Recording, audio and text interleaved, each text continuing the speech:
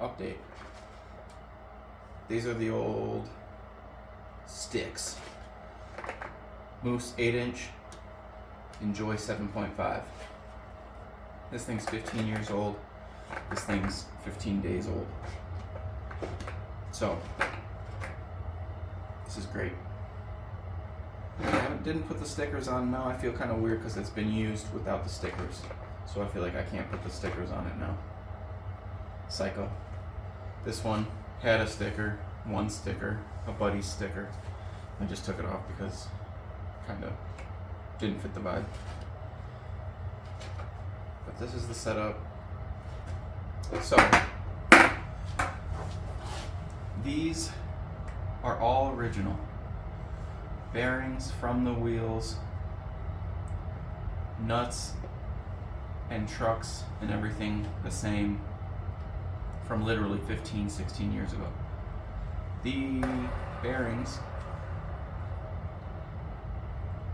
are generally functional.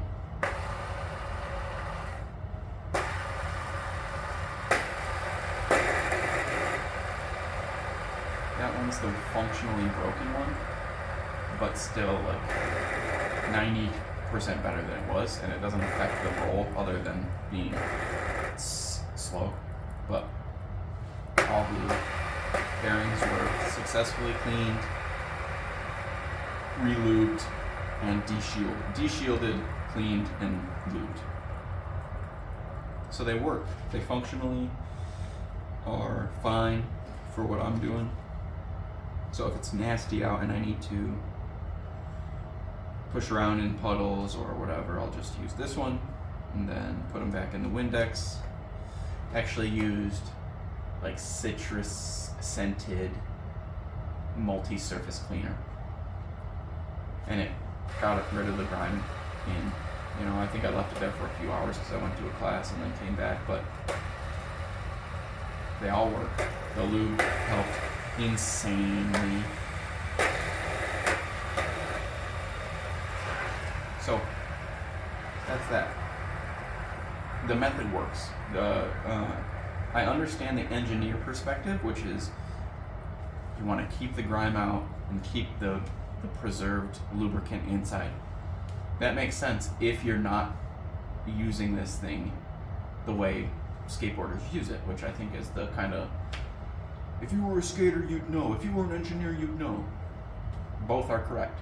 It is obviously better to keep the grime out, but grime gets in there so consistently and insistently that it makes more sense to have the shield off because it's not really doing fucking anything in the grand scheme, and then be able to clean quickly and lube quickly your bearings. So I do understand it, and to have it exposed on this side means that you can just kind of spin clean, and then when it dries, put the lube back in there and it'll be relatively clean compared to having to pull the wheel off, remove both bearings, take the shield off, clean them, put the shield back on. At that point, yeah, you would buy new bearings. But if they were just exposed like the raws, it doesn't make any sense not to do that, really. Because it's not like you ride it and the bearings start flying away and dirt's just like going in there. If you're on a dry, clean day, this will work fine. And then if you do get them wet or dirty or roll through shit or whatever, you could just clean it off. You can run the whole entire unit in water, it doesn't matter, and then let it dry, and then put lube back in there and it's fine. So, as far as my very amateur experience goes, plus Jamie Foy and all these dudes who actually do it for a living, I think that the exposed bearing is the way to go. It all makes sense to me now. This one, still shielded, but it's a rubber shield. Easily removable, easily put onable. This bearing was a pressed in shield, which is unremovable. So I had to destroy them to take them out. There was no way I could put them back in anyway. But I would probably take these out if I was full-time skating, if it was summer, or spring out. I would probably take these off and actually lube them again, because it doesn't even feel like there's lube in them when I spin them. They don't feel great. They feel kind of like heavy. I think a little liquid in there would help them out, a little lubricant. But as you can tell,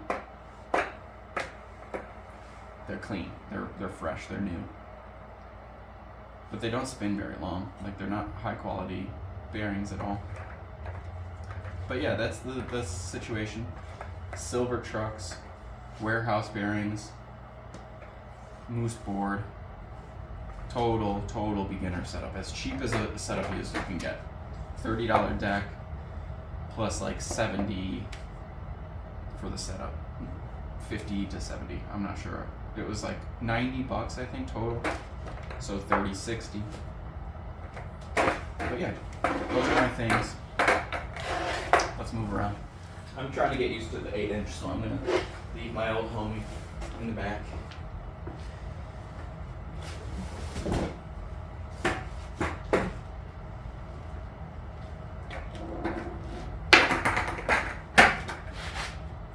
And I honestly try not to pay attention to the nose or tail, because I'm eventually going to get a twin tail or a symmetrical board, because it doesn't make sense to me not to.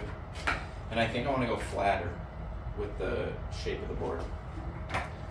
PJ Ladd talks about how you will eventually want to sink into the board to ground yourself in the board, and for there to be a concave this way makes it so that eventually your foot wants to weigh down into it, so you'll turn your foot so that your toe and heel are both on the inside of the board, because that's how it feels flatter. So when you stand like this on a board, you can feel that there's pressure on your toes, pressure on your heels, and then less pressure on the flat of your foot. So if you go like this, oh, it feels flat. Anyway, PJ Ladd's the fucking man. Right now, officially, PJ Ladd and Shane O'Neill are my favorite skateboarders alive. And then Jerry and Louie Barletta, Jerry Sue Louie Barletta, are my favorite childhood. My 15-year-old self loved them.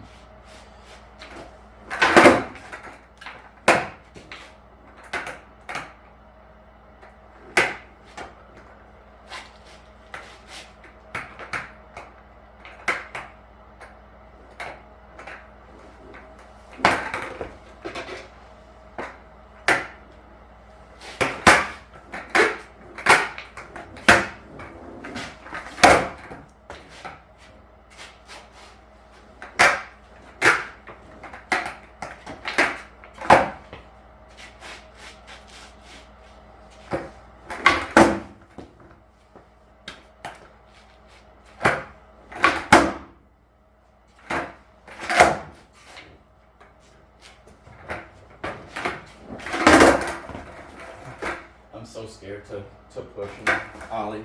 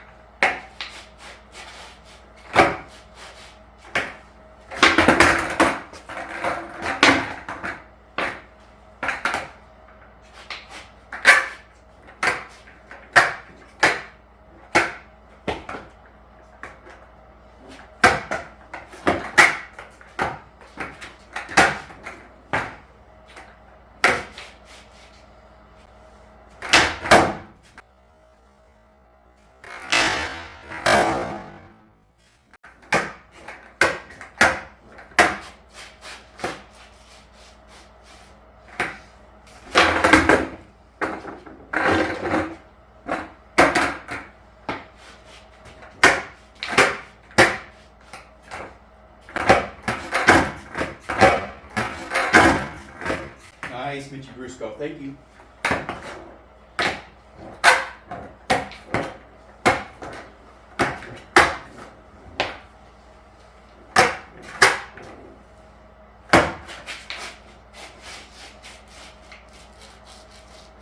Trace with the pen.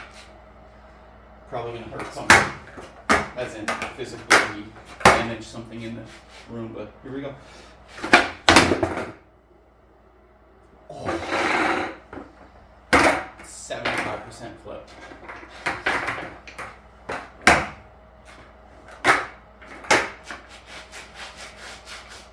Bro. Jake Hayes puts his toe here to kickflip. I don't even understand. His front foot doesn't move. Oh, it's chunky. You get so much grip onto the board. Sliding your foot all the way from the top. Taking it halfway through, you only get. But it's easier. I think that's how you. To have more foot on there is like gonna even the board out. Just having it right here is rocking because it starts flipping instantly instead of going. So it's like the difference of if it's on this side of the board, it goes pop and spin immediately. If your foot starts up on the higher portion of the board, then by the time your foot flicks, your foot has pushed the board flat and then it slides off.